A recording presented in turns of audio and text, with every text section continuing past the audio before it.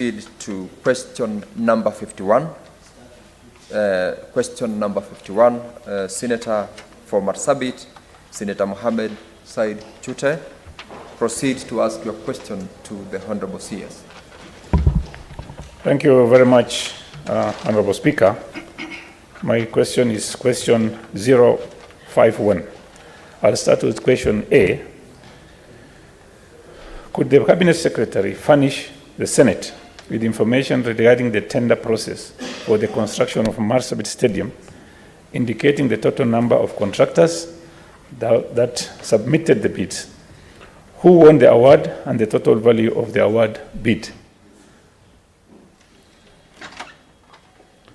Question B, Mr. Speaker, was the construction of Marsabit Stadium a collaborative effort between the national government and the county government of Marsabit? And if so, could the Cabinet Secretary provide details of the prospective financial contributions made by each government? C, Honorable Speaker, could the Cabinet Secretary provide an update on the status of construction of stadium and indicate the expected date of completion, as well as any significant milestones achieved in the project so far? Thank you, Honorable Speaker. Thank you very much, Honorable Chute. Honorable members, before I allow the CS to respond, as earlier on directed, we shall also stand by the directives earlier on given, so that we spend a maximum of 40 minutes in the questions to the CS. We have got only 2 questions, so I will still limit the number of members and supplementary questions that will be asked on the CS. And this limitation is because of the business that the House is expected to transact within the day. So, Honorable CS, kindly also in your response, directly get us to the answers to the question the Honorable Member has requested today. Thank you. Thank you, Honorable Speaker. Let me first of all appreciate the opportunity granted to our ministry to come shed light on these issues. And right from the outset, let me quickly also inform this Honorable House that this Marsabit Stadium is one among a number of stadia that stalled about 3-4 years ago, in 2019 to be specific. The other stadia, including Water Stadium in Makueni, Karatu Stadium in Kiambu, Ruringu Stadium in Nyeri, Kipchoge Keino Stadium in Uasin Gishu, and Kamarin Stadium in Elgeyo Marakwet County. Honorable Speaker, we have done an assessment in the last 1 year that we've been in office, and we did take note of a number of factors that could have contributed to the stalling of this particular stadium in Marsabit, alongside the others that I have mentioned. And those factors included difficulties, what we can call haphazard and coherent selection of projects, project prioritization, which had challenges, and not taking time to ensure that as you prioritize a project, you actually have sufficient funds to finance that project, as is the requirement. And based on this assessment, Honorable Speaker, the ministry has made 2 important interventions, which I would invite the House to take note of. Number 1, we invited the Auditor General to conduct an audit to empirically determine the cause for the stalling of these projects, given that a significant sums of money were spent on these projects. And indeed, I can confirm to this House that that audit is going on. Marsabit Stadium, alongside these other stadia, are being audited. And the progress report we have is that the audit should be concluding anytime soon. The second intervention we made, Honorable Speaker, is that we took time to prepare a comprehensive sports infrastructure master plan. And I'm pleased to inform this House that today, for the first time in the history of Kenya, the country now has a substantive, comprehensive, well thought out master plan to guide the development of infrastructure in sports and the creative industry. We are convinced that within this master plan, we should be able to complete Marsabit Stadium and the other stadia that are stalled, because this master plan has 3 pillars sorting our international level stadia, making sure that our regional stadia are of the required standard, and then investing heavily in community grounds, including academies. Allow me now, Honorable Speaker, to go to the specific question raised by the Honorable Senator Chute. We have information that has been supplied by Sports Kenya. Honorable Speaker, Sports Kenya is the agency that is responsible for sports facilities in the country. And the information we have is that this particular project was undertaken under the Public Procurement and Disposal Act 2025. It is started with an advertisement inviting the tender, and this advertisement was put on the website of Sports Kenya. And then at the closure of the advertisement, assessment was then done in accordance with that law. And we have provided the details of how the 7 bidders were assessed. And the 7 bidders were Prestige Remote Land, Arid Lands Construction Company Limited, Themas Construction Company Limited, Funan Construction, Frontier Engineering, Benissa Limited, and Parbat Siani Construction Limited. Upon assessment, a decision was taken by the evaluation committee that this project be awarded to the lowest bidder. And in this case, it was Benissa Limited, who bid at 295 million Kenya shillings, 236,215 shillings. And therefore, this project, Honorable Speaker, Honorable Senators, was awarded to Benissa Limited. And from the information we have on record, that was in line with the Public Procurement and Disposal Act of 2015. And that decision is on record.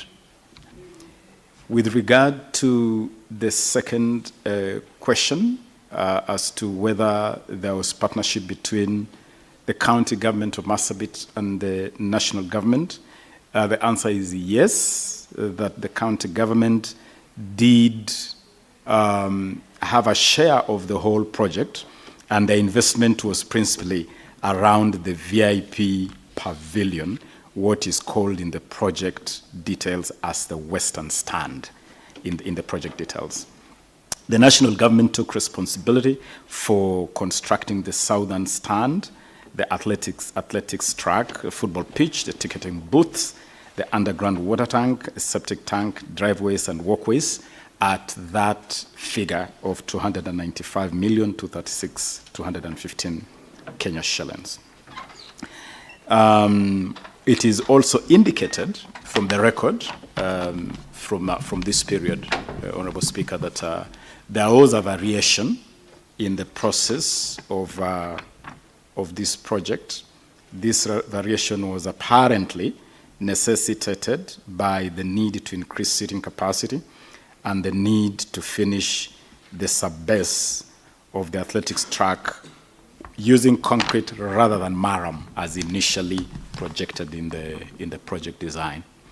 And the result was that a variation then raised the project cost by 71 million Kenya shillings, 767,000, occasioning the total budget cost to jump to 367 million Kenya shillings. And this, from the project records, was characterized as phase 1 of this project. This is the phase that the national government then handled as in partnership with the county government. Phase 2 of this project has not commenced yet, and the reason, of course, was that this project then stalled in 2019, and it remained in limbo from 2019 to 2022 when our administration came into office, and we quickly looked at this project alongside the other project that I have mentioned, including Karatu in Kiambu, Wote in Makueni, Kamarin in Elgeyo Marakwet, Kipchoge Keino in Uasin Gishu. And we determined that it was important in public interest to subject these projects to a special audit and also to complete these projects in the context of a master plan.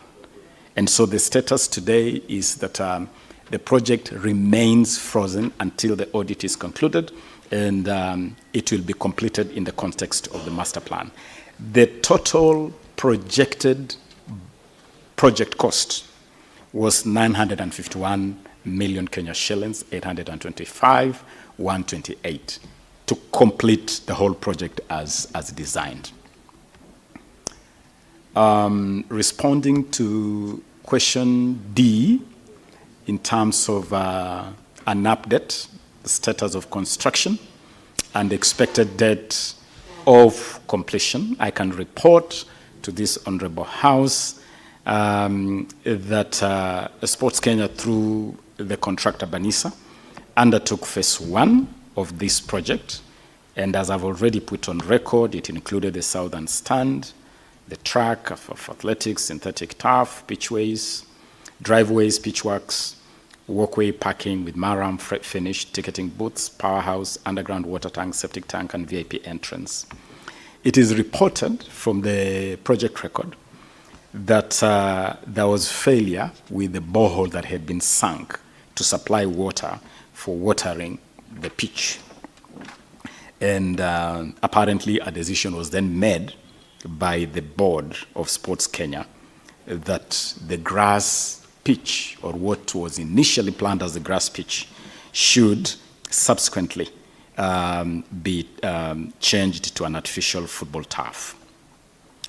And as I've already indicated, Honorable Speaker, this project has been subjected by the ministry itself to a special audit, and that special audit, as well as the sports infrastructure master plan that the ministry has developed, will guide completion of this project. Indeed, I have attached in my submissions, the file that I have attached, I've submitted to the House, Honorable Speaker, the very last attachment is a letter from myself dated January 11th, 2023, and a referenced request for a special audit of infrastructure projects and programs at the Ministry of Youth Affairs, Sports and the Arts. And I wrote that letter to the Auditor General. Indeed, I handed this letter to the Auditor General myself in person. And the purpose of that letter was to invite the Auditor General to look at a number of projects and programs which had challenges and where we needed the Office of the Auditor General to guide. There is also a response from the Office of the Auditor General dated 27 February 2023, in which the Auditor General acknowledges receiving my request, and from that correspondence, the process of the special audit then commenced, and we expect that process to conclude. The ultimate goal really is to meet the needs and expectations of this community by providing them with a modern and fully functional stadium facility constructed within the tenets of value for money. We will continue to provide progress updates. As soon as this special audit is concluded, we have every intention as a ministry to complete this particular stadium alongside other stalled projects that are on record here, because public funds have already been expended. And in the context of our very robust, very progressive, transformative agenda under the bottom-up economic transformation agenda for sports and the creative industry, we believe completing these facilities will be useful in realizing the bottom-up economic transformation agenda. I submit, Honorable Speaker. Thank you, Honorable CS, for that particular response to the questions by Senator Chute. I have in my dashboard 3 requests, Senator Kisang, Senator Abbas, and Senator Alden Dulo. I will ask, yes, Majority Leader, what's your point of order? Apologies, Chair. Give me a mic. Apologies, Chair. Ordinarily, it is within your space to guide the House. But I have noted in the morning, when you give members the opportunity to seek supplementary questions, very few of them stick to supplementary questions related to the specific question. If that's the tradition, then wouldn't it be in order, Mr. Speaker, to allow the senators that have first listed questions to complete on theirs? Then you open the floor, because ideally, by practice, and it's been said, that later on the cabinet minister who comes responds to all the supplementary questions together, so that we first give priority to the senators who had questions on the order paper. I beg your indulgence, Chair, if you so agree. Thank you, Majority Leader. And indeed, that is true, and especially because of the business that is awaiting this House to transact today. I'm aware there is another question by Senator Cherargei, which also the Honorable CS is expected to respond to. And in that particular context, I will ask the Honorable Cherargei to ask his question, so that once it's responded to, I go back to Senator Chute to have his second and supplementary question, as well as the rest of the members whose requests have already been noted here. Proceed, Senator Cherargei. Thank you, Mr. Speaker, sir, for that guidance. I ask question number 053. Mr. Speaker, as per the question 053, question 1, A, could the Cabinet Secretary provide information on the facilitation of Team Kenya's participation in the World Athletics Championship in Budapest, particularly by the Sports, Arts and Social Development Fund, disclosing details of sponsorship agreements, athletics selection process, and amounts expended in the purchase of uniforms and air tickets and paid as allowance and rewards to each participant. So, Speaker, sir, number 2, could the Cabinet Secretary, or part B, could the Cabinet Secretary provide the details of the financial management, including the book of accounts for grants and subsidies, as well as the latest report on the disbursements and procurement processes within the Sports, Art and Social Development Fund? Speaker, sir, number C, how is the leadership structure of the fund established? And could the Cabinet Secretary explain the recruitment procedure of the Chief Executive Officer or the CEO? Number D, Mr. Speaker, sir, what actions has the Ministry taken to enhance compliance with the legal and ethical standards at the Sports Fund, specifically with regard to previously reported allegations of financial irregularities? I thank you, Mr. Speaker, sir. Thank you, Senator Samson Cherargei, for your questions. Honorable CS, kindly respond to the questions by Cherargei, then we'll revert to the earlier question with other supplementary questions in the 2 questions that you'll have responded to. Proceed.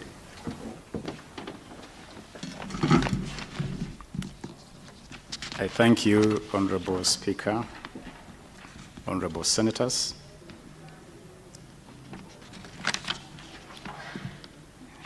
Let me use this opportunity, really, Honorable Speaker, to applaud our Team Kenya that represented the country in Budapest, where they emerged the best country in Africa and the 5th overall globally, which was exemplary performance, and performance that has continued to improve, including their performance in Riga, the latest one being the world record by Kelvin Kiptum in the Chicago Marathon last weekend. With regard to the Budapest assignment, let me break down the Honorable Senator's questions in chewable little bits and start with a selection of Team Kenya. Honorable Speaker, Team Kenya was selected. Team Kenya to the World Athletics Championship was selected through a public process, public selection, or what they normally call trials, conducted by the Athletics Kenya, the federation responsible for athletics in the country. And this was a public process conducted on July 7 and 8 this year. We were present for this process.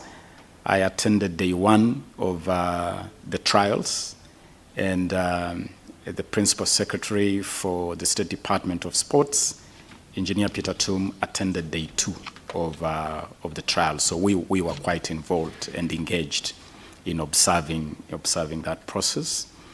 I can also confirm to this Honorable House that all the requirements to do with EDAC, the Anti-Doping Agency of Kenya, the Athletics Integrity Unit, AIU, all those requirements with regard to anti-doping were observed. There was a selection panel that presided over this exercise, and that panel consisted of officials mostly from Athletics Kenya, who from that list, Mr. Paul Mutui as the chairman, Mr. Mutui is a senior vice president of Athletics Kenya, Mr. Barnaba Korir, who is the youth development, the officer responsible for youth development in Athletics Kenya. Patrick Sang is a fine decorated coach in the athletics fraternity. John Kimeto, Milka Chemos. Milka herself is an athletics legend in her own right. Kenneth Tanui, Charlotte Kurgoy, Stephen Mwaniki, and Fredo Wundo. Those were the team that presided over the selection of this team. I have also provided details, Honorable Speaker, on the requirements for selection, and it is quite a long list. In the interest of time, I'm conscious of your direction, Honorable Speaker, but we have provided details there, including the particular elements or the particular requirements that this selection team applied in picking the team. The criteria is detailed in segment 2 of my response, and pretty much it is normally a process that normally does not require the opening of any servers, Honorable Speaker, in the sense that it is open, it's on the track. The first two to cross the finish line are normally automatically selected. So it is very clear, it's very obvious. There is also normally a process where you can qualify through posting impressive time, through races that are keenly observed by Athletics Kenya as the body responsible. So that is the whole process, Honorable Speaker. In brief, I'm truncating my presentation to save on time, but that in brief is the process that led to our Team Kenya, that then we prepared to go to Budapest, and I can confirm to this House that the team was presented to the ministry after being selected, and we did have a major ceremony to hand them the national flag and to formally flag them off at the ministry headquarters. In terms of the financials, the budget expended on this assignment, we have provided a breakdown on page 10 of our submission, and we spent a total of 147,299,127 Kenya shillings on this particular assignment, broken up as follows. We spent 36,697,296 on allowances for this team, and all these allowances, I can confirm to this Honorable House, have been paid. We also had a homecoming ceremony when this team arrived back, and that ceremony for the team cost 466,000 Kenya shillings. The tickets for the team to fly to and from Budapest cost 76,856,450 Kenya shillings. Accommodation expenses out of country in Budapest cost 11,679,381. And then we had cash awards, cash rewards, amounting to 21,600,000. And Honorable Speaker, I will invite honorable members to look at. Thank you, Senator. To look at an attachment we have provided on the schedule of cash awards, and I want to confirm to this House that one of the areas where the ministry, the government has done exceedingly well is to revise the whole reward scheme. Previously, the reward scheme has been extremely low. The payments have been unpredictable. You may want to know, for instance, Honorable Speaker, that last August, we held a ceremony where we were clearing allowances and cash rewards owed to athletes going back 11 years, amounting to 25 million shillings. Meaning that for 11 years, an athlete who represented Kenya has been waiting for their allowances, for their cash award for 11 years.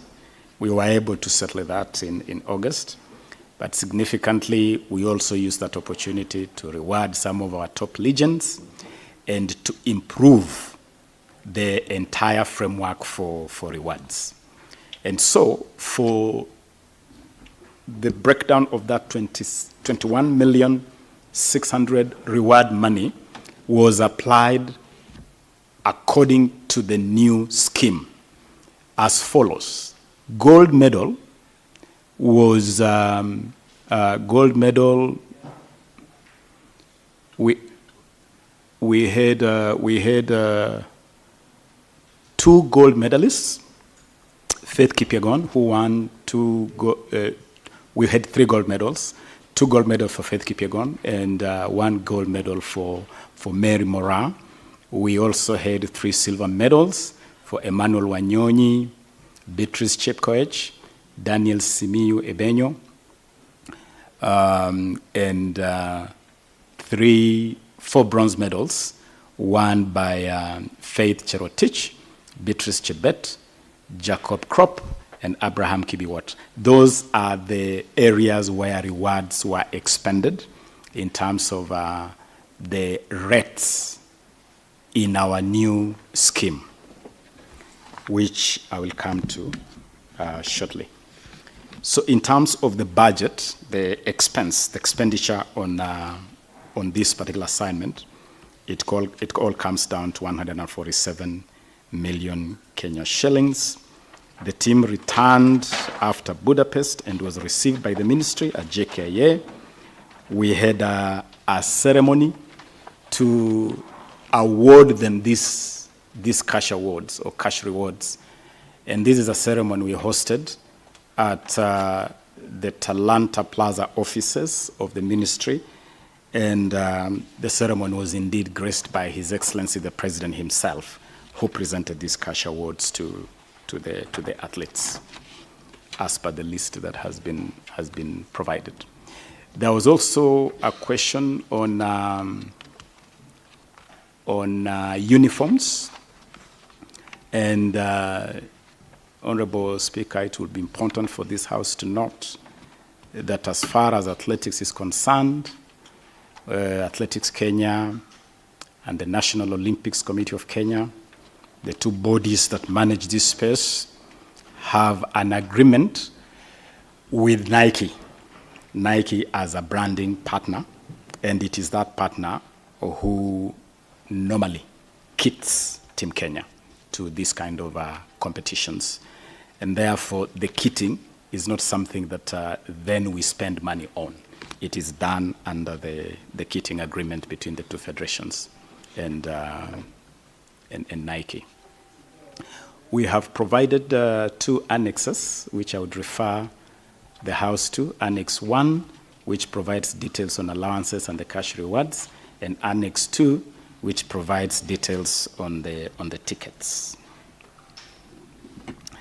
Let me really emphasize how significant it is, Honorable Speaker, that when we came to office, we made the transformative decision to revise the reward scheme for the entire sports ecosystem, raising rates for both allowances and cash rewards. Allowances have been tripled from 1,000 Kenya shillings to 3,000 for local camping. That is when the athletes are in camp. After the team is selected, they go into a local camp. Ordinarily, previously, they were being paid 1,000 shillings a day. We have raised that to 3,000 shillings a day while they're in camp here. We also raised the rate when they are in competition, when they have traveled, like when they were in Budapest. And that we raised from $60 US dollars, to $200 US dollars as a daily stipend to the athletes. And those rates are already being applied. We have also introduced a new cash award of 5 million for breaking a world record. Previously, there was no provision whatsoever for breaking a world record. You broke a world record, you had some mursik and danced to some iskuti at the JKIA, and then you went home. But now we have a new arrangement where every world record is rewarded with 5 million Kenya shillings. And Faith Kipyegon and Kelvin Kiptum have already benefited from this new scheme. We also significantly raised the rewards for medal winners to 3, 2, and 1 million for gold, silver, and bronze. For gold, now you get 3 million, 2 million for silver, and 1 million for bronze, respectively. We have also introduced the Hongera Awards, which, among other firsts, rewarded legends going back to the 1960s, and also settled 25 million shillings in cash rewards arrears going back 11 years ago. It was really, really incredulous that athletes who competed for this country 11 years ago are still waiting for their allowances. I'm glad to report to this House that we have settled that in full. We have also opened a Hall of Fame to honor Kenya's sporting and creating greats. And at the Talanta Plaza, you can actually now walk through a Hall of Fame, right from greats like the late Wilson Kiprugut Arap Chumo, the first Kenyan to win an Olympics medal for this country, all the way to the current greats like Faith Kipyegon and Mary Moraa, which we believe is a fitting legacy, a fitting honor to our athletes. Quickly now to go to the question on the management, the financial management, including the book of accounts for grants and subsidies, as well as the latest report on disbursement and procurement processes within the Sports, Arts, and Social Development Fund. Honorable Speaker, I want to report to this Honorable House that over the last 5 years, this fund has realized total revenues from betting activities, because this is a betting levy, amounting to 48 billion Kenya shillings. And the fund has, in that period of 5 years, disbursed 41 billion 793,444,631 in that 5-year period. Of that disbursements, records do indicate that the sports sector got 65%, 30% to the social development sector, and 5% to arts and culture. Social development includes healthcare, include education, and among the areas that the fund has supported, for instance, is the rollout of UHC, the school feeding program in schools. Those are some of the social development interventions that the fund has supported in that period. In the last financial year, 2022-2023, the fund had revenues of 10,427,518,883. And the Oversight Board, which is the organ responsible for authorizing disbursement, approved disbursement amounting to 7,951,585 to various sectors. 6.3 billion to sports, 1.2 billion to social development, and 324 million to culture and the arts sector. We have annexed to this submission the audited financial statement for the financial year 2021-2022, which is marked as Annex 3, summary of revenue and disbursements to various sectors from the year 2018-2019 to the financial year 2022-2023. All those are provided as annexes to these submissions. And as far as procurement is concerned, this is done ordinarily under the Public Procurement and Asset Disposal Act of 2025 and the regulation thereunder of 2020. Let me now move on to the leadership of the fund. Honorable Speaker, the leadership or the management of this fund is established under the Public Finance Management Act, Sports, Arts and Social Development Fund regulations of 2018. And you have the highest decision-making organ of the fund is the Oversight Board. The Oversight Board is constituted by the Principal Secretary responsible for Finance, National Treasury, the Principal Secretary responsible for Sports, the Principal Secretary responsible for the Arts, the Principal Secretary responsible for Health, the Principal Secretary responsible for Education, one person not being a public officer nominated by the CS responsible for Sports, another one nominated by the CS for Health, and the third nominated by the CS for Treasury or Finance. The chairperson of the board is ordinarily appointed from amongst these three independent board members. Below that board, you have the CEO, administrator, and secretariat of the fund, and this is the team that now does the day-to-day management of the fund. Honorable Speaker, the recruitment of the Chief Executive Officer or the CEO of the fund is also contained in Regulation 12.2 of the Legal Notice number 194. According to this regulation, the CEO is appointed through a competitive process by the board, and this has to be done in consultation with the Public Service Commission. And in accordance with this regulation, the Oversight Board of the fund advertised for the CEO position on April 25 and conducted a competitive recruitment process in consultation with the Public Service Commission. The appointment of a substantive CEO was made in compliance with Regulation 12.2 of the Public Finance, Management, Sports and Arts Social Development Regulations 2018.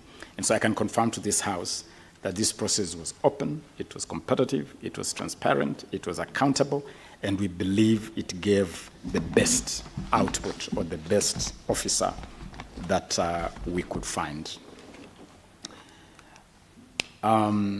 We have provided details, again, as annexes, and there is a copy of the advert inviting applications for Kenyans to apply for this position when we opened it up. Those details are annexed. Question number D, and that is the final question, is on the measures that the ministry has taken to enhance compliance with the legal and ethical standards of the fund, specifically with regard to previously reported allegations of financial irregularities. And I can report to this Honorable House that the Oversight Board, we have taken some institutional measures.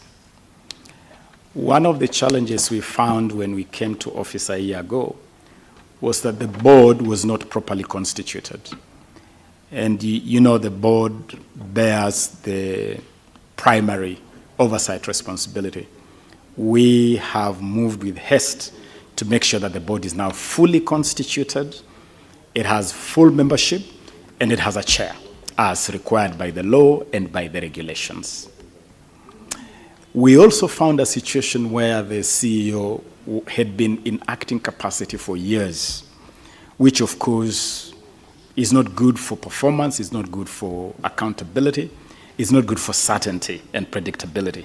And that is something we fixed. Now we have a permanent CEO competitively recruited who can now focus all his attention on leading the management of the fund.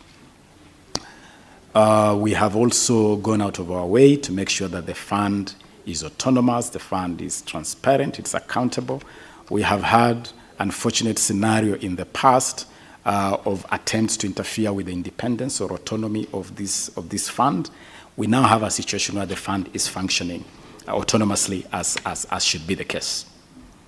The board is now streamlining the management, and they're taking full responsibility as required by the law. We have provided annexes, Annex 3 and Annex 4. Annex 3 is a summary of revenues and disbursements to the various sectors which I have mentioned, and Annex 4 is the advertisement for the position of the Chief Executive Officer. Let me just conclude by saying that the fund is ordinarily subjected to continuous internal audits and annual external audits by the Office of the Auditor General. These audits look at financial records, operations of the fund. They identify discrepancies, irregularities, and provide a recommendation for intervention. I want to assure this House that the Ministry will continue to ensure that audit queries that arise are subjected to oversight and action, and as the Cabinet Secretary, I will continue to take responsibility to ensure that the fund abides by the law and the regulations as expected of me. I submit, Honourable Speaker. Thank you, Cabinet Secretary. Senators, we're going to take supplementary questions, and I would ask that you keep your questions very brief. And Cabinet Secretary, also, when you're responding to these questions, if you could also keep it brief and precise. Senator Kisang. Thank you, Honourable Speaker. Honourable Speaker, my supplementary question is to the CS regarding Kamareny Stadium and Kipchoge Stadium. In his response earlier, he said that there is a special audit that is going on. I wanted to know how long will this special audit take? And secondly, when the audit is completed, are you promising this House that next financial year you are going to allocate resources so that all the stalled stadiums will be restarted? Because we have waited for these particular stadiums for long. You know, it's been there, it's close to 10 years now, on and off. And it looks like nothing much is coming out. Yes, you can respond. I can confirm to the Honourable Senator that we are in constant touch with the Office of the Auditor General. We have information, latest being this morning, that this audit is right at the tail end. We expect that this audit should be concluded in no more than a month. We will be liaising. Of course, I must also admit to the House that the Office of the Auditor General is an independent constitutional office which cannot be directed, including on timelines, but we have impressed upon them. Even if you look at my letter, which I have attached, we did request for expedition to conclude it in good time. We hope it will be done in good time. And as soon as it's concluded, we will be swinging into action immediately. I can also confirm to the Honourable Senator that we have every plan, every intention to complete all the stalled stadia. Indeed, when you look at the sports infrastructure master plan that I have referenced or have referred to, it sets 3 targets. Target number 1 is to return Kenya to international competitiveness by rejigging and improving our international facilities. Number 2 is to have quality regional stadia, starting with the stalled ones. And number 3, to invest in community grounds that will also host community academies. That is my guarantee, Honourable Speaker. Thank you, CS. Abbas Sheikh Mohammed, Senator. Thank you, Honorable Speaker. Honorable Speaker, my question to the CS is that what are the plans? Because in my county, Wajir, and the neighboring counties, there are no proper studies. They are actually small ones and not well done. As you're aware, there are many youth who are unemployed, and sports actually is one of the things that nurtures the talents of the people, the youth. And of late, there are many people, youth have been referred back to taking drugs. They are now recruited in, funny places like, Al-Shabaab and these things. And the best way to keep these youths is actually in the sports. So I'm asking the minister what plan he has for those areas. Two, I'm seeing most of the times the stadiums are actually neglected. Senator Abbas. Senator Abbas, you only allowed one supplementary question. Well, it's just so I will ask the same questions, not two, but the same things, similar things. Not really, yeah? Let me finish, yeah? I'm saying the stadiums are actually not well managed in most places, and they're neglected. So the stadiums coming under the counties, or it comes to the office, and I think the most appropriate thing will be to engage some of these youth to take over the management of the stadiums. Finally, I want to thank you and your ministry for recruiting the CEO, Brother No, I know it's not known to me. He's a well-qualified and a young man, well-schooled and qualified, and meets actually the position he takes, that he's actually qualified for that. And I want to tell my brother Sergei that No is actually a stakeholder, and he owns shares in the company. Thank you. CS, please. Thank you, Honorable Speaker, Honorable Senator Abbas. I want to agree that definitely in the distribution of sporting facilities, the northeastern region of this country has not received its due consideration. And that is why, Honorable Speaker, we have made the transformative decision to now develop infrastructure in the context of a master plan, so that we don't do it at individual whim, where a person decides this one will go to this corner. We have done a master plan that provides empirical logic why we would put a facility in Marsabit, why we would put one in Garissa or Mandera. And in the context of that master plan, the long wait by the northeastern region for sporting facilities will definitely come to an end. And I want to assure you that through the Talanta Hela program, for instance, we have seen sporting activities in Wajir, in Mandera, in Garissa, greatly limited by the limitations around facilities. So it is something we have already experienced, and I want to assure Senator Abbas that this will receive due, indeed it is receiving due consideration. With regard to the necessity to engage young people, I do agree with the Honorable Senator that left unengaged or left on their own, there's always the risk of drugs, the risk of radicalization, and many other challenges. And that is why we are being very deliberate, very intentional, very structured in growing talents from the best. The reason behind our revolutionary Talanta Hela initiative, and all the counties of Kenya, including Mandera, Garissa, Wajir, and that whole belt of the northern region is fully incorporated in the Talanta Hela program. Every part of this country has to get the opportunity to be part of development in sports. And of course, we are also happy that the competitive, very transparent, very accountable process gave this country a fine Kenyan young man from that region who we believe is up to the task of delivering in this position. I thank you, Honorable Chair. Thank you, CS. Senator Fatuma Dulo. Chair, Mr. Speaker, thank you very much, and CS, welcome to the Senate. First, let me say congratulations to one competitor who was against me in the last race of Senate in the name of Nur Mohammed, that I'm happy the government has given him an opportunity to serve in the fund. Number two, Mr. Speaker, I wanted to ask CS. Of course, Senator Abbas has asked about the counties. 2013, the government of Kenya has promised to build stadia in most of the counties.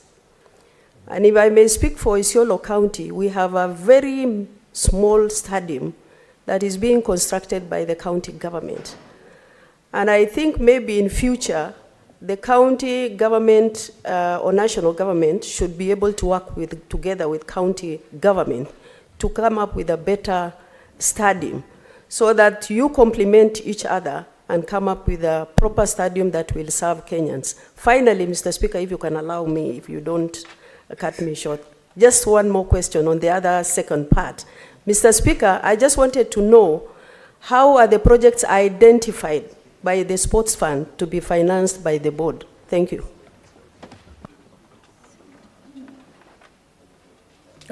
CS. Thank you, Honorable Speaker, and through you, thank you, Senator Fatma. I want to confirm and to admit that the promise of 2013 on sporting facilities was not fulfilled.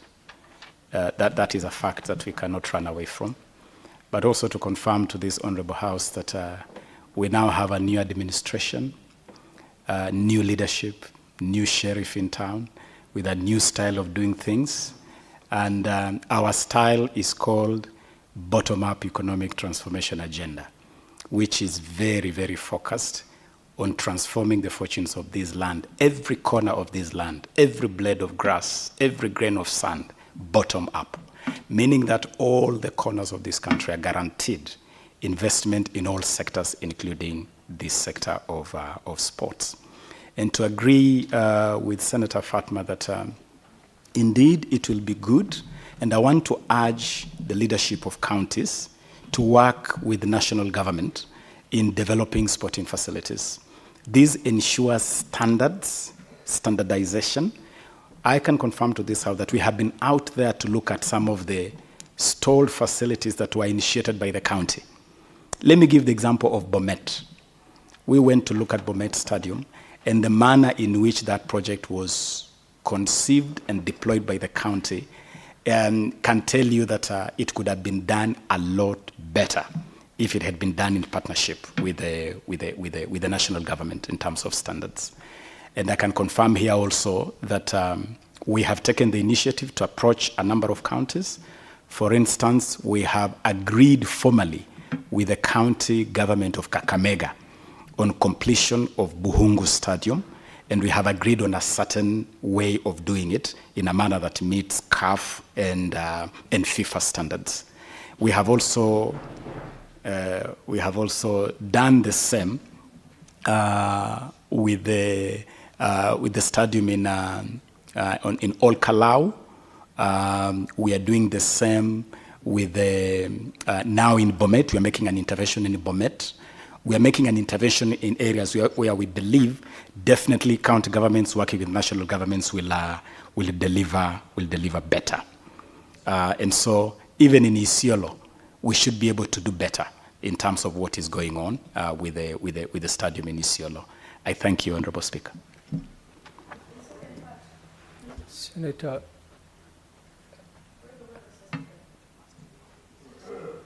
Yes, she claims there was a second part of the question.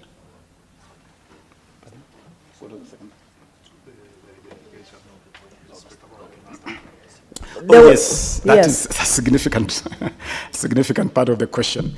The logic, the procedure, the how we identify projects.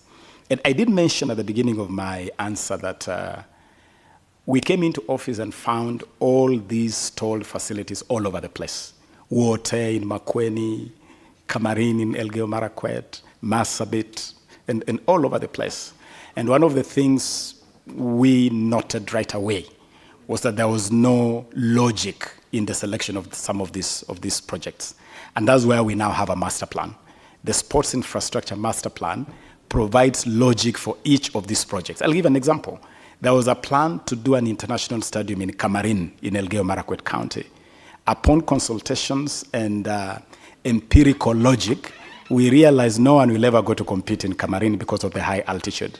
It is a training place, not a competing place.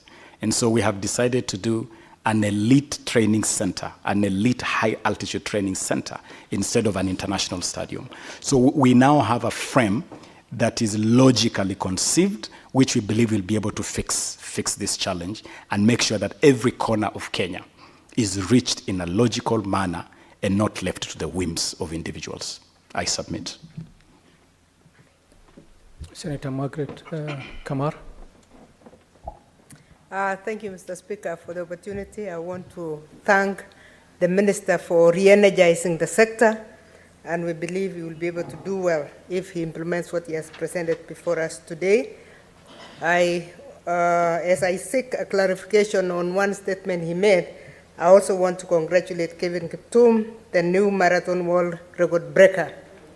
And the Minister already awarded him the 5 million, and we thank him for that, to re-energize the whole sector. This is actually a member from my own village where I was born.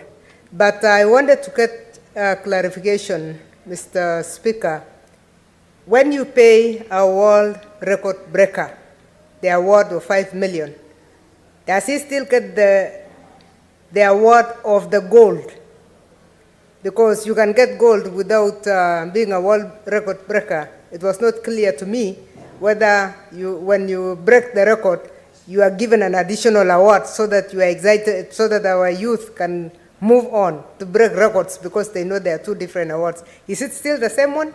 The same golden one of gold, or you are giving over and above that? Otherwise, Kiptum, I say congratulations. Thank you, Senator. I would want us to take the last two questions, then you can answer all the three questions. The last two questions will be asked by Senator Cherargei and Senator Mohamed Chute. Senator Mohamed Chute. Thank you very much, Honorable Speaker. I have two questions, but one I will ask now, the other one later on. Mr. Speaker, let me take this opportunity to thank our CS for coming here today, and also thank him immensely for the contributions he has made to this country, both as a politician and also as a CS. Similarly, Mr. Speaker, I would want to thank the CS for a successful bid of AFCON sports games. Mr. Speaker, let me also take this opportunity to join my fellow senators, both Abbas and Senator Dulo from Isiolo, to congratulate His Excellency, our beloved President, Dr. Samuel Ruto, for appointing our able CEO Sports Fund, a young Senate aspirant, and also who has worked for IBC for many years. And Mr. Speaker, you will find this gentleman in the office from 6 a.m. to 11 p.m. Senator Chute, I was expecting you to ask for a supplementary question. My question will be very short, Mr. Speaker. This guy comes from Isiolo. On behalf of the people of Marsabit and Isiolo, I want to congratulate him. Thank you very much for the good job you are doing. My question, Mr. Speaker, is about Marsabit Stadium.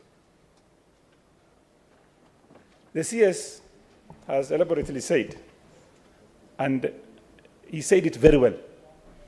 He knows about Marsabit very well. But I wanted to know from the CS, if he has gone to Marsabit, to look at the collapsing structures. If he has not done so, can he tell us when is he going to visit Marsabit Stadium for a good report, and also to come and tell the country what has happened in that stadium. Thank you very much, for now, Mr. Speaker. Thank you, Senator. Senator Cherogey. Thank you, Mr. Speaker. Mine is very brief because I have one and I will ask later. Mr. Speaker, there's an annexure that has been provided on the air ticket that was paid to Budapest. This is in economy and it is 850,650 shillings. To the CS, is it wise to take people like Faith, like Ebenyo, Simiu, Daniel, using economy class, while yourself and the PS use business class? I thought they should be using business class and use economy class because they are going to work, they are not going to relax. Is it in order, CS, that our athletes should get at least leg room and relax and be able that when they land and go to Olympic Village, they should get a good relaxation on the way, Mr. Speaker? So I think, and then looking at this was around 76,856,450 through the economy class, Mr. Speaker, and therefore I really want to understand the logic behind getting our athletes who should at least get proper leg room when they are traveling, Mr. Speaker. On sports fund audited report, Mr. Speaker, I'll request that I will engage the public accounts and the Labour Committee because there are many questions within the Auditor General's report, Mr. Speaker, because they don't look very good. Even the basic accounting is not up to standard. So, Mr. Speaker, I will ask my second question later. Thank you. Thank you. We'll take one last question from the Majority Leader, and then you can answer. Thank you, Mr. Speaker, for this chance. I'll be very brief because I know time is far much spent. I congratulate the CS for the work that he's doing, for the good things that have been noted by colleagues, and the challenges that have been expedited. Of course, additionally, I've realized that many people have congratulated Noor Mohammed on his appointment to serve as CEO of Sports Fund. Mr. Speaker, Mr. Noor Mohammed was in charge of the IBC team that oversaw my by-election back in 2015. So I'm happy for him as well. If he conducted that by-election for me successfully, I'm sure he can do a good job at the fund, and I wish him well as well, Mr. Speaker. CS, you and I go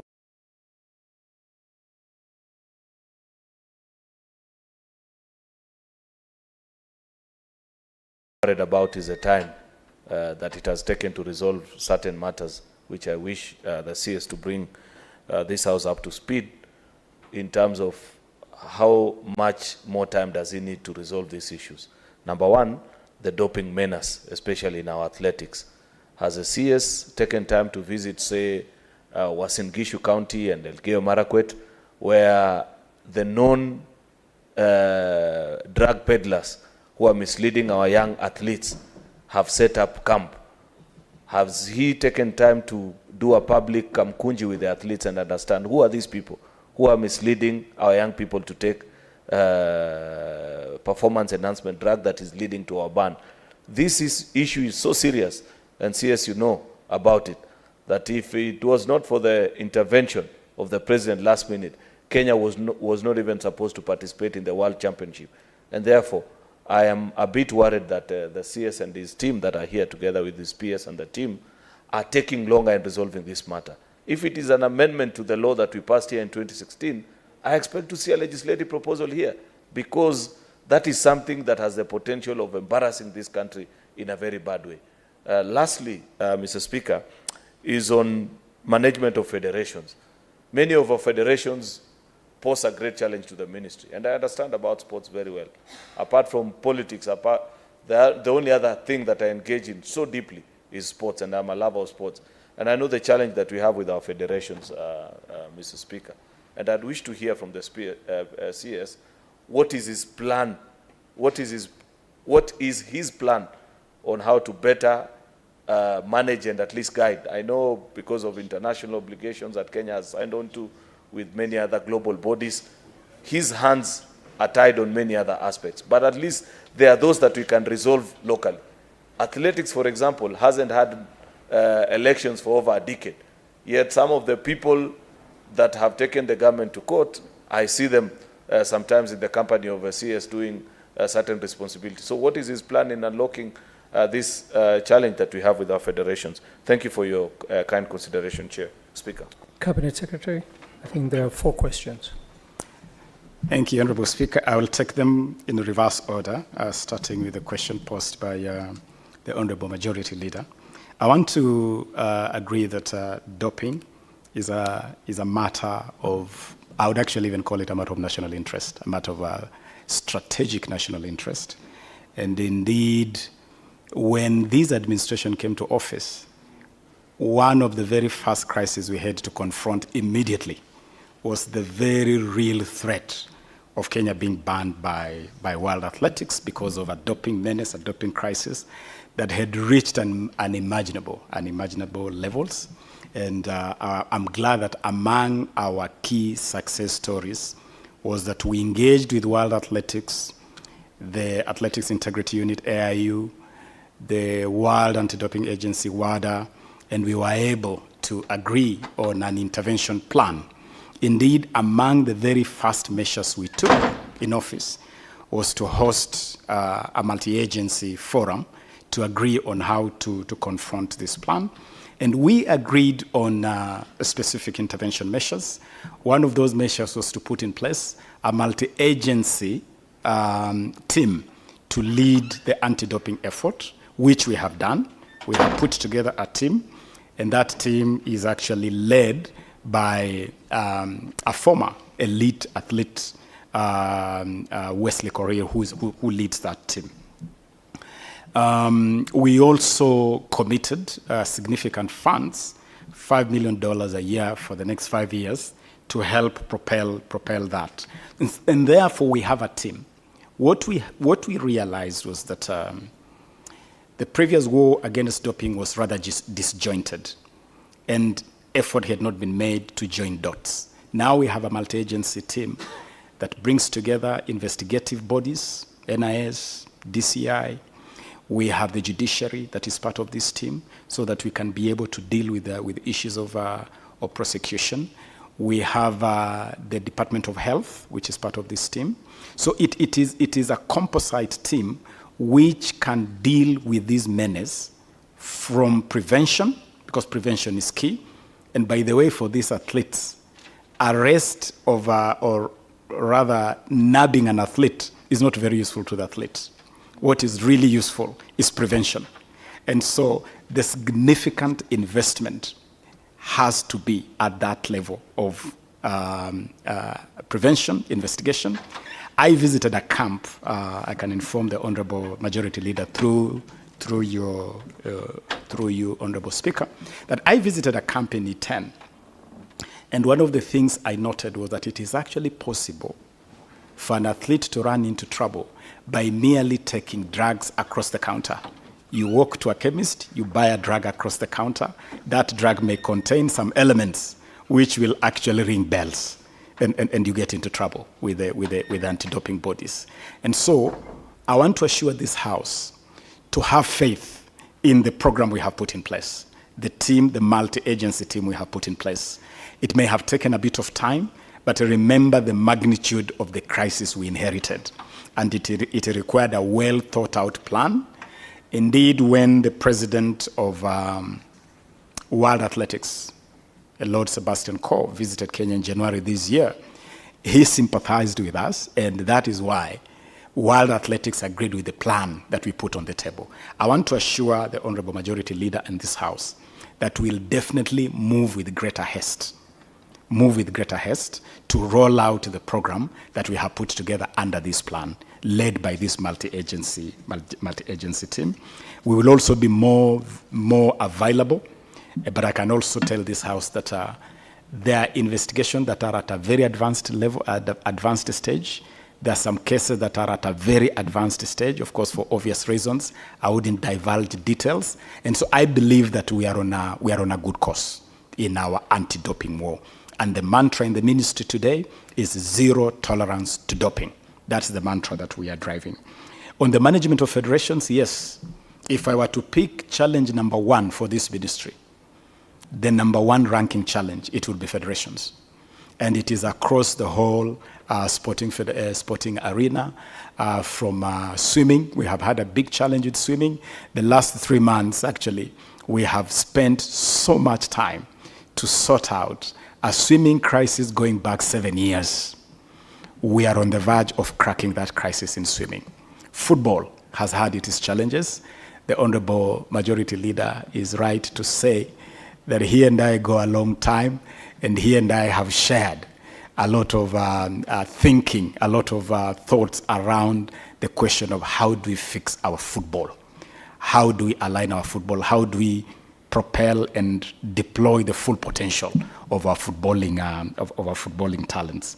And so we have put together a framework of engagement with federations. I did call all federations to a forum. All of them, 69 of them, turned up. We agreed on a number of irreducible minimums. Those minimums included transparency and accountability in the utilization of resources placed at their disposal.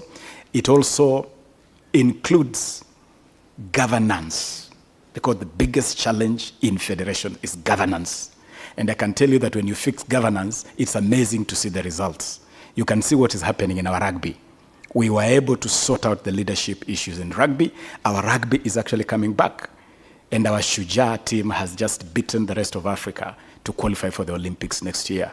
And so if we fix the leadership in our federations, we will definitely perform better in sports. I want to give this as my assurance that we are on to this.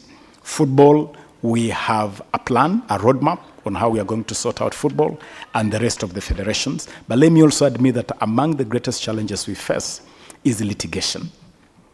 Every time you make an effort, someone runs to court. A court issues an injunction. We have faced those injunctions. Athletics Kenya has injunctions running back almost 10 years. We are figuring out how to deal with this litigious environment or a culture, even as we fix our sports. Let me move quickly to the question posed by Senator Cherargei, the travel by our athletes.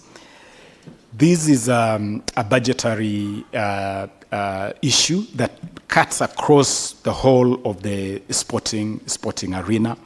And it is something definitely, I can tell this Honorable House, it is something that would not be beyond the ministry to consider a review in the event that there is a sufficient budgetary provision to be able to provide our athletes with better traveling conditions. What we do normally is that we try to ensure that the athletes travel in good time so that they arrive at their destination in good time and they have sufficient time to relax and to rest and to train before competition. But if I'm hearing this House say that we want our sportsmen and women to travel in more comfortable conditions, then that is something which definitely the ministry would listen to and consider within the normal budgetary limits. Quickly moving on to the question by Senator Margaret Kamar and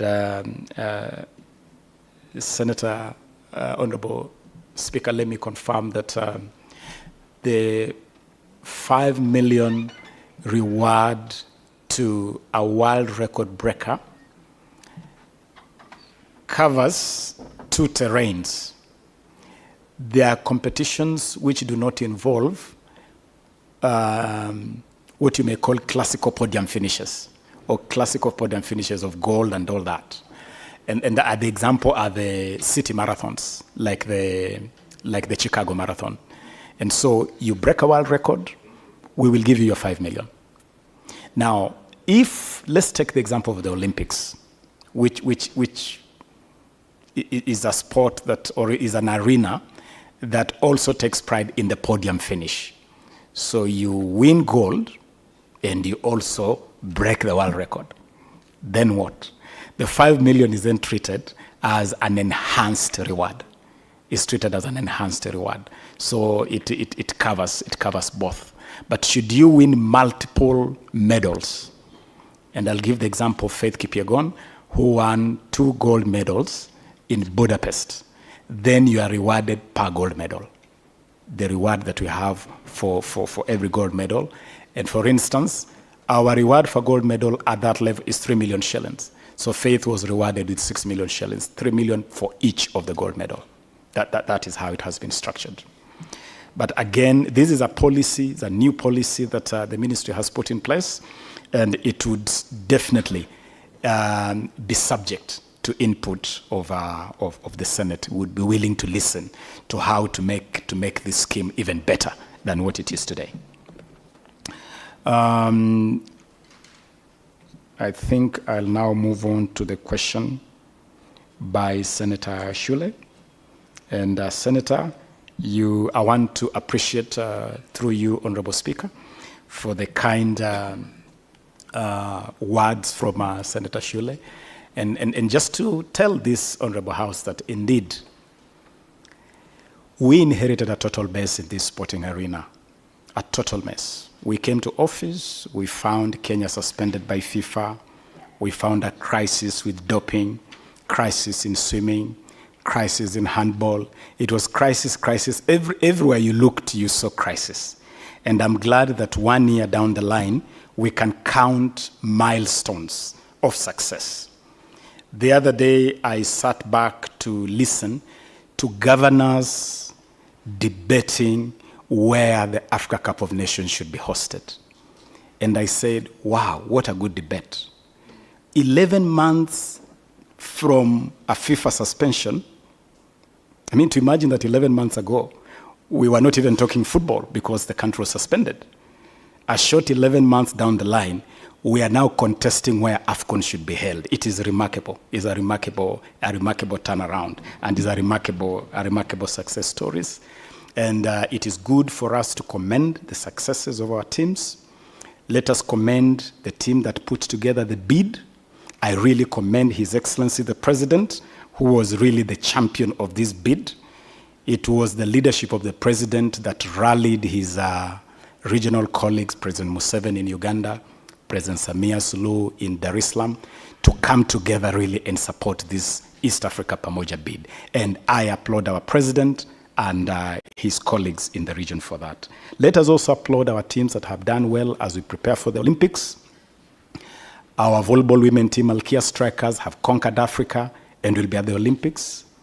Our women sevens team, the Shujaa, have conquered Africa and they'll be at the Olympics.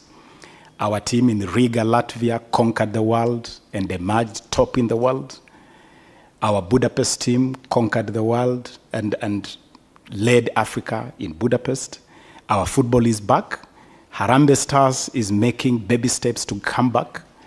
Next Monday, we'll be playing Russia in Turkey. And this will be the first time for a Kenyan national football team to play an A-list team in global football. And perhaps where I would invite this House to really, really commend is our women football.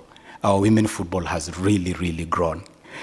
I was with Senator at Nyayo Stadium to watch our rising Harambee starlets.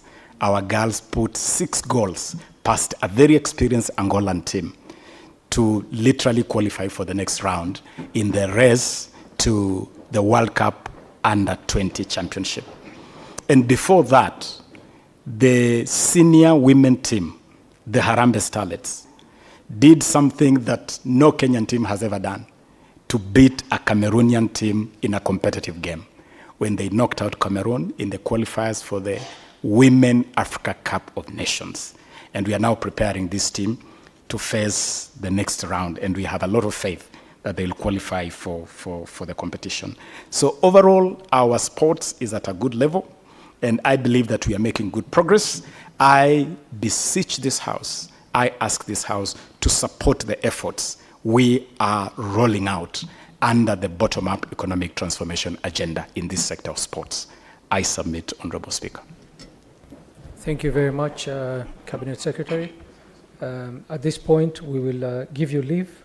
Thank you very much for answering all the questions, and thank you for the good job you're doing at the Ministry, and we wish you all the best. Thank you, Cabinet Secretary, and your team.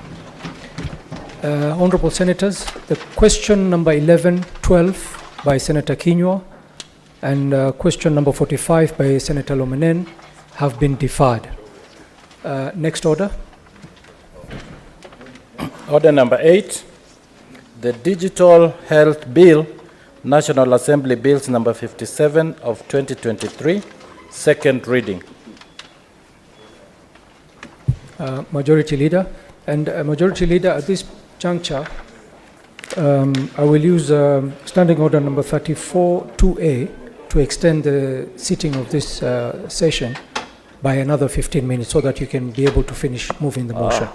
Okay, that's good, Speaker, because gives me sufficient time to move seconding, and maybe even one or two of our colleagues can contribute, because I don't intend to be long on this, Mr. Speaker. I understand the interest from our colleagues. So, Mr. Speaker, sir, I beg to now move that the Digital Health Bill, National Assembly Bill number 57 of 2023 be now read a second time. Mr. Speaker, this is a very important bill or piece of legislation. Colleagues will recall that when we were in Turkana for Senate Mashinani, I did mention that there are 4 enabling bills to the UHC. This House successfully transacted 2 of them, completed them, complete with amendments. We fostered devolution by ensuring that many of those funds are locked up in our counties, and agreements ensuring that county governments and the national government relate and respect each other, Mr. Speaker. This bill now further, Mr. Speaker, is an addition to the other 2, the one on primary health and the one on community health promoters, Mr. Speaker. This is about technology and the use of technology, Mr. Speaker, to enhance and make health easily and readily available to our citizens. You do know, Mr. Speaker, for a fact that many of the rural communities that we represent, if your mother, if the caretaker, the caregiver, loses an exercise book, in my village they used to use the 32-page exercise book, and in fact it will be divided into 2. If a mother, for whatever reason, loses that particular book, the health records of that particular child disappear. And the next time she goes to clinic, first she has to do first 5 minutes of being given a tongue lashing by the community nurse, then they begin to build up the records. Mr. Speaker, unfortunately, that story hasn't changed. Even as we become adults, as we speak well here in Nairobi, to many of the people that we represent in this House, the issue of their health records is something that they continue to struggle with. Mr. Speaker, many communities are not able, Mr. Speaker, to keep the health records of the citizens. Yet we know that we are living in the data age. This is the information age, Mr. Speaker. This is a time upon which, Mr. Speaker, when you provide data readily available, then it is a source of wealth, Mr. Speaker. I know that this bill, Mr. Speaker, is extremely crucial and important, and I want to ask colleagues to take time and support this particular bill, Mr. Speaker, because of the length of time that it has taken to prepare it, Mr. Speaker, and the proposals that are therein, ensuring that our citizens are able to have their records kept in one interoperable system, that your records in as far as Turkana, Senator Lomonen, your citizens, if they come to Nairobi and visit a health center that will be on this national health integrated digital health information system, they will be able to access their Turkana records while here in Nairobi. Something that is done in many of the private hospitals, but unfortunately, Mr. Speaker, is not readily available to our citizens. So we are trying to make legislation, Mr. Speaker, to enable the ordinary villagers, the people that we represent in this House, Mr. Speaker, to come onto the civilized 21st century and the practices that are therein. It's not anything new. If you know about, for example, M-TIBA, it's a program that's run by Safaricom and I think a few private entities. They do the same thing, Mr. Speaker.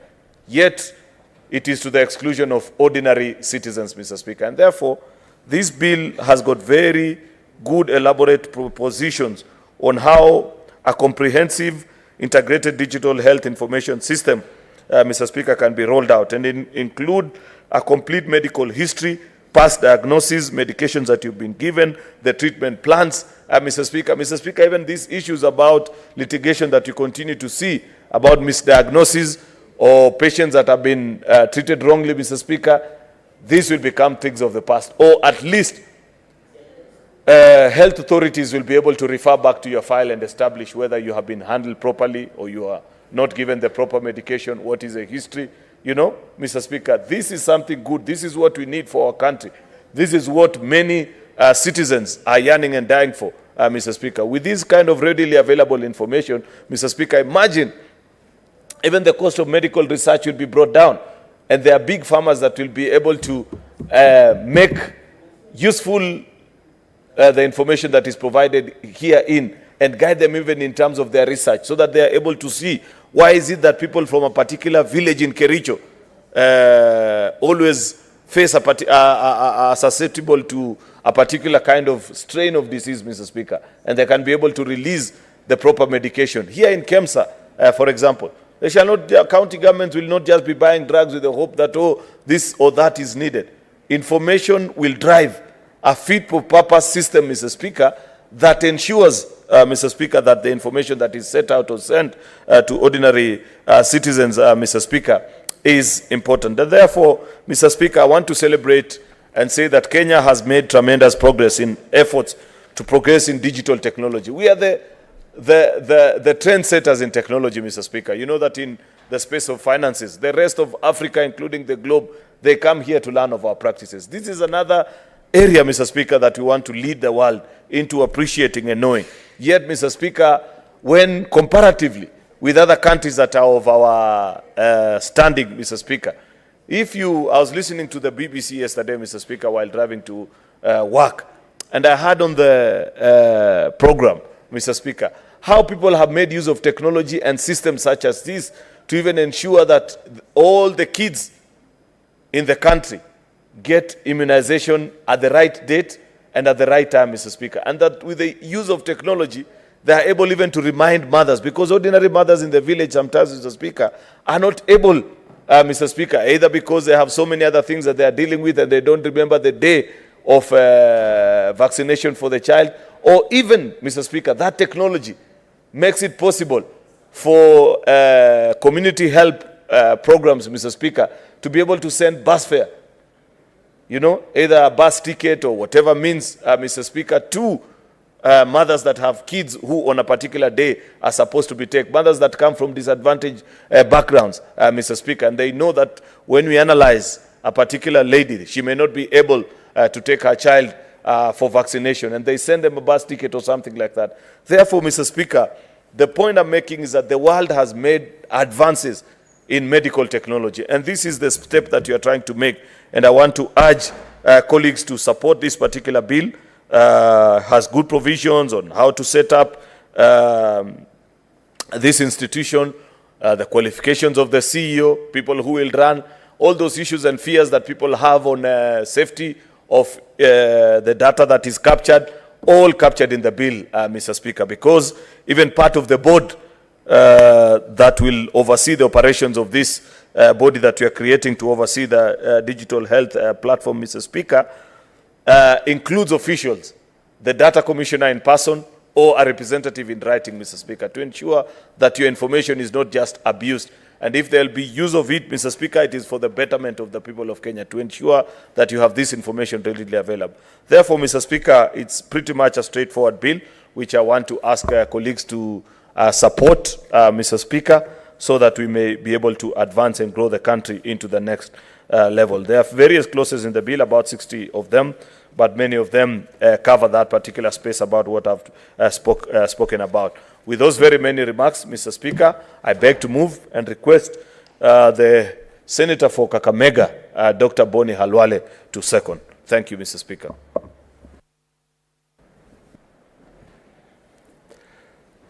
Thank you, Mr. Speaker. Mr. Speaker, I want to thank the leader of the majority for giving me the honor to second this very game changer of a bill. Mr. Speaker, I couldn't be a better choice. I am one of the few members in this Senate and in the National Assembly, who is an expert in the matter which is at the heart of this bill. Drawing in support of this motion, I want to ask colleagues to draw experiences from what the government did to improve the education system, the so-called NEMIS, National Education Management Information System. It has revolutionized the management of national exams and monitoring of children as they move towards national exams. It creates a unique personal identification code which helps the child to be monitors as they move up the ladder. In this case, it's more critical because, Mr. Speaker, this bill will speak to life-saving measures. It might look simple, but listen to this. A woman who has never gone to school, and there are many in this country, she is probably a young mother, pregnant for the first time. She has no idea why the nurse, when she went to attend an antenatal clinic, why the nurse gave her an injection. For all she cares, probably it was because she was having a cough or she was having malaria, name it. But the injection she really needed, Mr. Speaker, was one to secure the child, the unborn child, against tetanus at birth. It is called the injection against tetanus. It's called the TT vaccine. Mr. Speaker, when this girl goes to the clinic, she got an injection of malaria. She's asked, have you ever been to the clinic? She says, yes. Have you received an injection? Did you receive an injection? She says, yes. So the subsequent nurse assumes that the injection she got at that time was against tetanus, when actually it was for treatment of malaria and not against it. So this girl carries this baby for 9 beautiful months.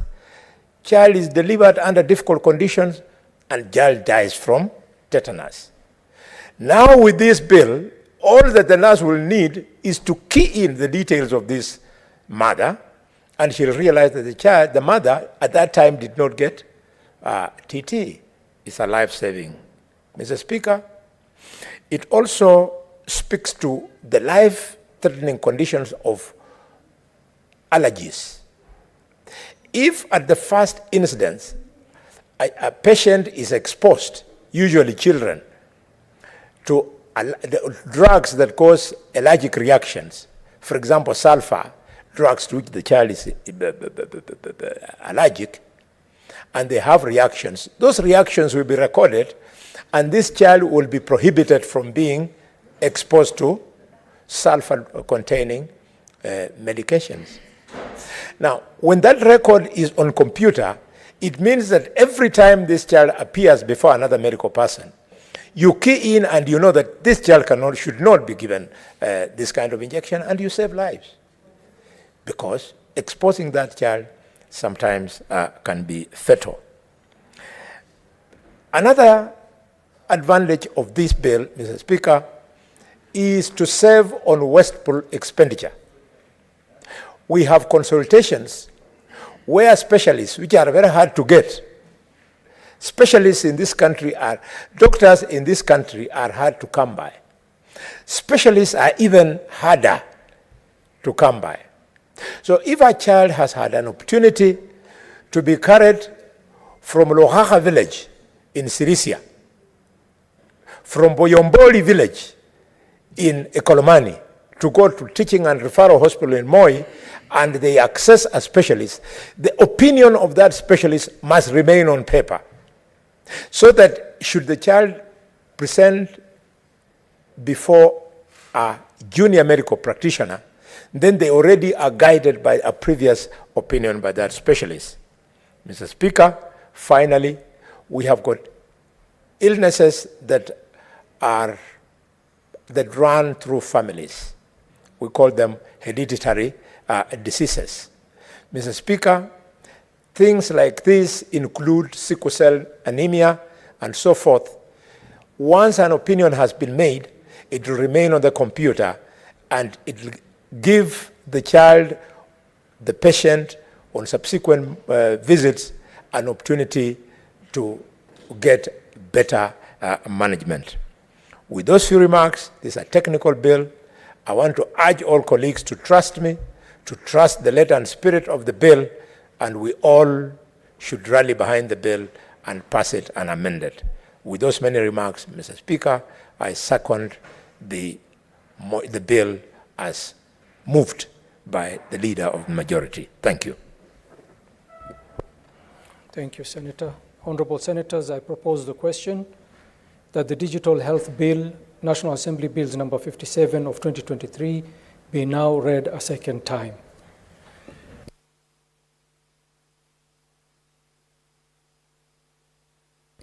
I think senators can make contribution.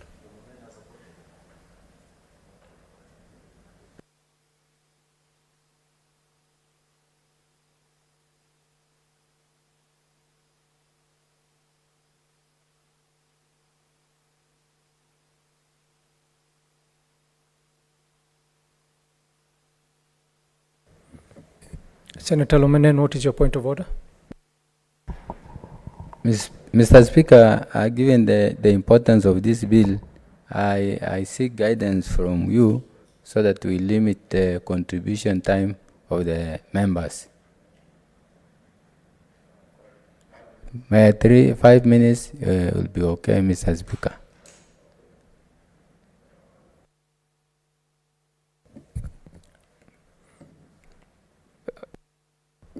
Majority Leader. Please. Mr. Speaker, I know there will be intense interest by members to contribute. So like we did in the other bills, Mr. Speaker, if we can keep it at 5 so that as many people get a chance to speak. I myself moved it in 5 minutes, it was seconded in 5. So I believe that will be a good time. Thank you. Thank you. Thank you, Majority Leader. I put the question that the debate is limited to 5 minutes. I propose the question that the debate is limited to 5 minutes. I put the question that the debate is limited to 5 minutes. As many as of that opinion say aye. Aye. As many of the contrary opinion say nay. The ayes have it. Senator Mandago.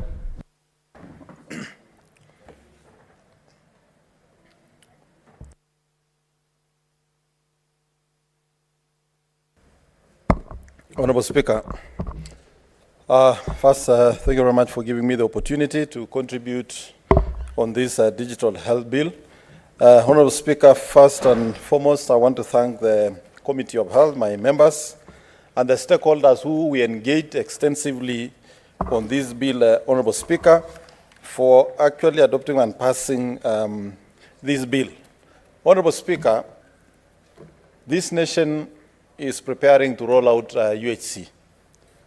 UHC has been a program that has been in the desk of this country for the last almost 20 years, Honorable Speaker, but we've not succeeded as a nation.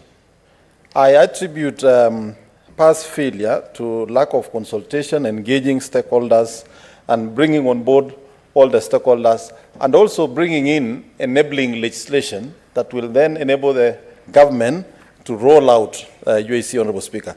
Honorable Speaker, the Digital Health Bill is a very important bill for the rollout of universal health care.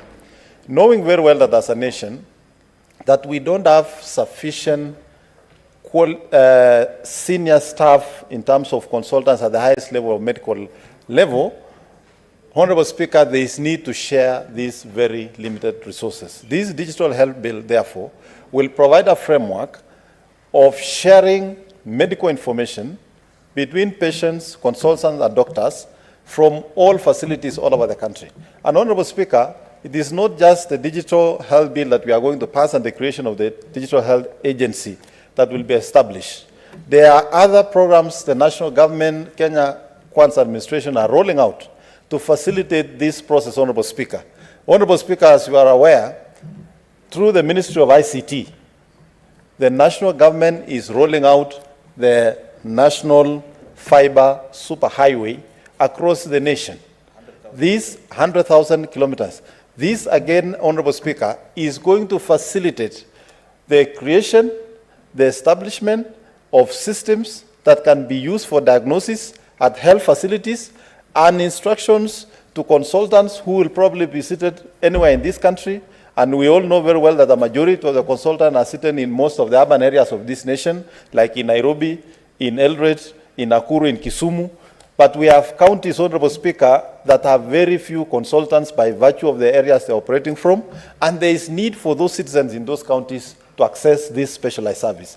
This is how health is going to be revolutionized, using very little resources you have in terms of human resource and enabling all Kenyans to be able to access that. Honorable Speaker, the Digital Health Bill, concerns that have been raised on issues of protection of data.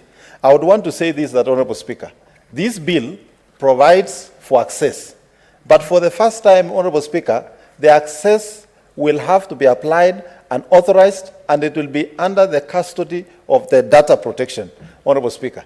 And therefore, the worry of Kenyans of health data being accessed will be addressed by that, Honorable Speaker. Honorable Speaker, also as a Senate, being protectors of devolution and promoters of devolution, Honorable Speaker, the Digital Health Agency as a provision for a member to be appointed from the Council of Governors to take care of the interests of counties in that board and ensure that there is seamless integration of services from both county government and national level. Honorable Speaker, knowing very well that referral hospitals are a function of national government and the other hospitals are functions of counties, but because of this digital provision, there is going to be a seamless interaction between the facilities at the county level and at the national level. And Honorable Speaker, probably this is what is going to also provide that very efficient referral platform for patients.